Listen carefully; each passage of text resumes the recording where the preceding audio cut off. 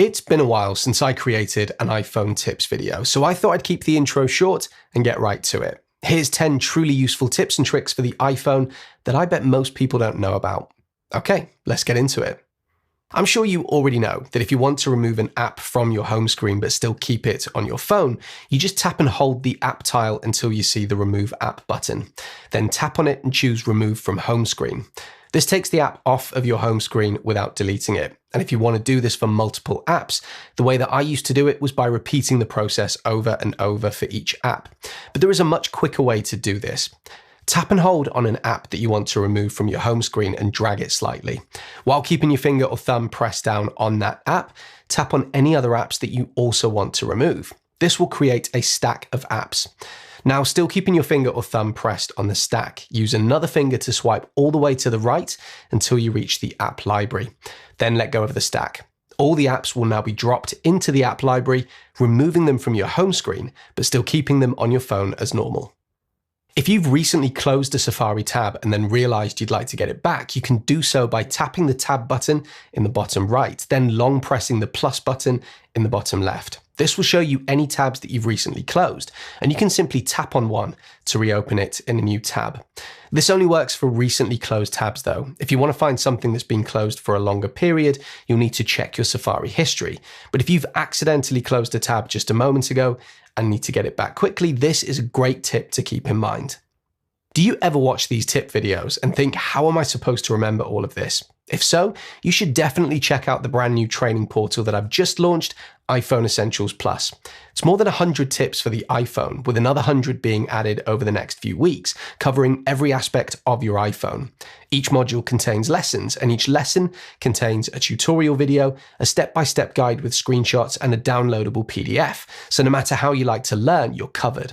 You can work through each lesson in order, or you can pick and choose what you want to learn at any given time. There's no ads, no sponsors, just content, and you can access it on your iPhone or your tablet or your home computer.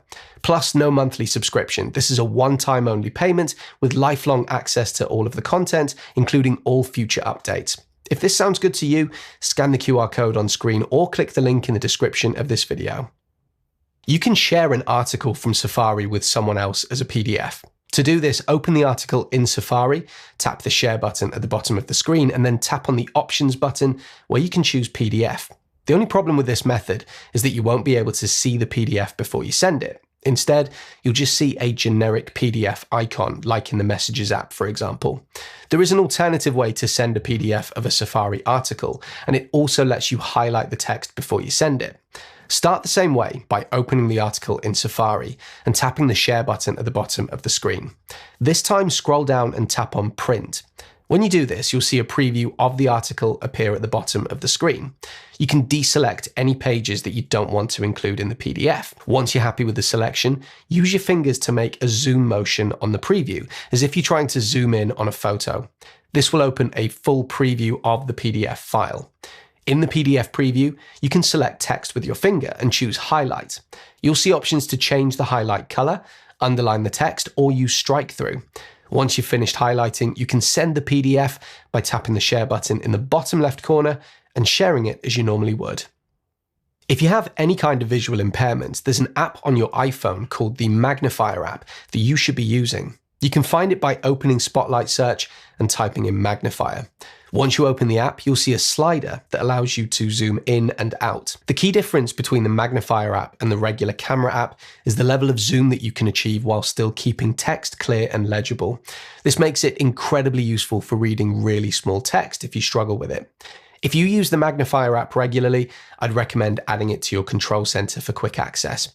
Here's how to do it. First, open your control center, then tap the plus button in the upper left corner to enter control center edit mode. Next, tap Add a Control at the bottom of the screen. In the search controls box at the top, type in Magnifier. You'll see it listed under two sections, Capture and Utilities. These are exactly the same, so it doesn't matter which one you choose, just select one and it will be added to your control center. Now, the next time that you need quick access to the Magnifier app, just swipe down to access your control center, tap the Magnifier button, and you're good to go. If you're enjoying the content here, why not sign up for my weekly newsletter, which is all about tech news and tips delivered free to your inbox each Friday. Sign up via the QR code on screen or the link in the description. There's an extremely useful feature on the iPhone that almost no one I talk to seems to know about. It's called password groups. Let me give you a real-life example to show you how it works. My wife and I are in the process of buying a house, and we have access to an online portal where we can track the progress of the purchase. The way that it's set up, only one of us can have a login, but we both need access to the portal. Now, I could just ask my wife to send me the user ID and password, but that's not ideal. It means she'd have to share sensitive information over a messaging app. Plus, if she ever changes the password, I'd only find out when I can't log in anymore, and then we'd have to go through the whole process again. A much easier way to handle this is by creating a password group that we're both members of. So here's how you do it. First, go to your iPhone and open Spotlight Search, then search for passwords and open the app. In there, you'll see an option called New Shared Group. Tap on it and you can give the group a name. For example, if it's for work, you might call it work. If it's for housemates, you might name it after your house, or for a family group, just call it family. Choose whatever's relevant to you. Once you've named the group, you'll see your name listed as the owner of the group. Next, tap Add People and search for the people that you want to add to the group. Keep in mind, they'll need to be iPhone users for this to work. After selecting them, tap Add to include them in the group, then tap Create in the upper right corner to finalize it. Now you can scroll through all the passwords stored on your device and select any that you'd like to share with the group. Once you've chosen them, tap Move in the upper right corner. At this point, you'll have the option to notify the people that you've added to the group. You can do this via messages, or you can choose Not Now and let them know manually. It's up to you. The other person will need to accept the invitation to join the password group. If you sent the notification via messages, they can follow the link in the message to accept. If not, they can go to passwords on their device, tap Invitations, choose View, and then accept the invitation. Once that's done, everyone in the group will have access to the shared user IDs and passwords. And the best part is if anyone changes a password in the group, it will automatically update for everyone else in the group across all their devices. You don't need to notify anyone, it just works seamlessly. You can log medications in the Health app, whether it's something you take every day or just a short-term prescription that you want to remember to take. Here's how to set it up. First, open the Health app and tap Browse in the bottom right corner. From there, tap on Medications and scroll down until you see an option to add a medication. Tap on this and give the medication a name. You can name it something simple like antibiotics or use the actual name of the medication. It's entirely up to you. Once you've entered the name, tap Next. You'll then choose the medication type. The app provides common options like capsules, tablets, or liquids, but if you scroll further down, you'll see more specific forms. Select the type, tap Next, and move on to the strength of the medication. If you'd like, you can input the strength here, but this step is optional, so you can tap Skip if it's not relevant. Next, set the schedule for how often you'd be taking the medication. By default, it's set to every day, but if you tap Change, you'll see options to take it on specific days of the week, every few days, on a cycle, or as needed. Once you've chosen the schedule, tap Done. Now set the times for this medication. You can specify how many tablets you'll be taking and adjust the times by tapping the Time button. If you need to take it more than once a day, tap Add a Time to include additional reminders. When you're happy with the schedule, tap Next. The app then lets you customize the appearance of the medication, such as the shape and color of the tablet. Again, this step is optional, so you can skip it if it isn't relevant. Otherwise, choose the shape, tap Next, and select the colors that match the medication to make it easier to identify. Tap Next again. You'll then see a summary page where you can review all the details that you've entered. If needed, you can add notes here, such as instructions from your doctor. Once everything looks good, tap Done. Your medication will now be registered on your device, and you'll receive reminders to log it at the times that you've set. You can log your medication in two ways, either when a notification pops up, or by going into the Health app, tapping on medications and using the Log button just below the date. Tap the plus icon to indicate whether you've taken or skipped the medication. The redesigned Photos app in iOS 18 has received quite a bit of criticism over the past 6 months, and a lot of it is probably deserved. But one new feature that I think is genuinely great is the ability to automatically categorize your receipts. Previously, if you wanted to organize receipts, you'd either have to tag them manually or export them to another app like Notes. In iOS 18, your iPhone automatically recognizes and categorizes receipts without any effort on your part, and you can easily find them in a dedicated folder. Here's how to do it. Open the Photos app and scroll down until you see the Utilities section. If you don't see this, scroll all the way to the bottom of the Photos app, tap Customize and Reorder, and make sure that Utilities is enabled. Once you're in Utilities, provided you've got receipts saved in your Photos app, you'll see a receipts category with a number indicating how many there are. Tap on this and all your receipt photos will be grouped together. Your phone also does this for QR codes and documents containing handwriting, making it much easier to organize and find specific types of content.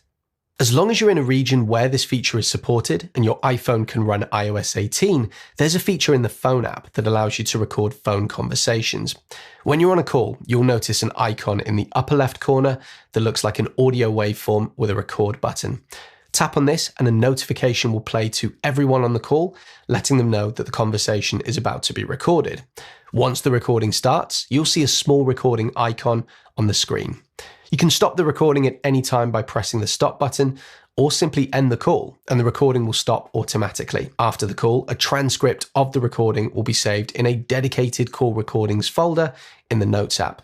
You can tap into this folder to view the recording in a small preview box, tap the play button to listen to the audio, or tap the speech bubble icon in the bottom left corner to view the full transcript of the call. One common misconception about this feature is that it's exclusive to Apple Intelligence, but that's not the case. The feature that is exclusive to Apple Intelligence is the summary feature. If your device supports Apple Intelligence, you'll see a summary button at the top of the screen after the call. Tapping this will generate an AI-powered summary of the conversation. If you're looking to free up storage on your iPhone, one of the best places to start is by deleting apps that you never use. There are a couple of ways to do this. The slower, more laborious way is to go to your app library, tap the app library search bar at the top, and scroll through the alphabetized list of apps to figure out which ones you no longer use. But there is a much quicker way. Go to Settings, then General, and tap on iPhone Storage. Once you're there, scroll down to the list of apps and tap on the drop-down menu that says Size. Change this to Last Used Date. This will reorganize the list so that the apps that you've used most recently are at the top. To find the apps that you haven't used in weeks or even months, scroll all the way to the bottom of the list. You might also need to tap Show All to see everything. As you scroll down, you might find apps for products that you no longer own, old bank card apps, or things that you simply haven't touched in ages. While these apps might not take up much space individually, they can still add up to a significant amount of unnecessary storage use. When you find an app that you no longer want, just swipe from right to left and tap Delete to remove it from your device. This next tip is exclusive to iCloud Plus subscribers, but I'm including it because there are more iCloud Plus users out there than you might think. In fact, if you've purchased additional monthly storage from Apple, even the cheapest plan at 99 pence a month for 50 gigabytes, you already have access to iCloud Plus features. And one of these features is called Hide My Email. So Hide My Email allows you to create a random email address that you can use to register with websites.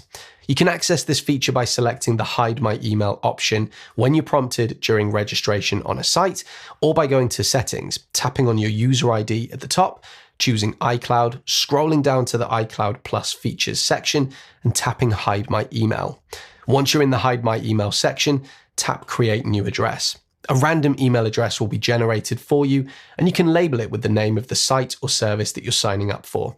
When you've done this, press Next in the upper right corner, and your email address will be created. You can then long press on the email address to copy it and use it to sign up for the site or service as normal. The beauty of this feature is that if at any point in the future you decide that you no longer want to receive emails from that site, it's incredibly easy to stop them. Just go back to the Hide My Email section in your settings, locate the email address in question, and tap on it. You'll see a checkbox labeled Forward To, which shows that emails being sent to that Hide My Email address are being forwarded to your main iCloud email. Simply switch this off, and you'll stop receiving emails from that service in your inbox. It's a much quicker and easier way to unsubscribe from something that you no longer want. So there you go, 10 truly useful tips and tricks for the iPhone. How many did you know? And were there any tips that you thought should have been here instead? Drop me a comment and let me know. And as ever, if you found this video useful, do please consider leaving me a like and subscribing to my channel for more content like this in the future. See you on the next video.